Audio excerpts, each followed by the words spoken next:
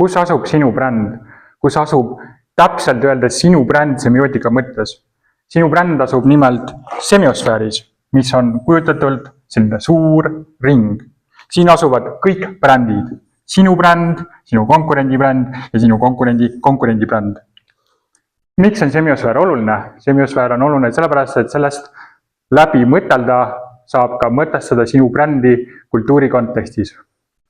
Nimelt, iga semiosfäär võib olla selline, kus on sinu bränd ainuke bränd, aga võib ka olla selline, kus sinu brändi ei ole.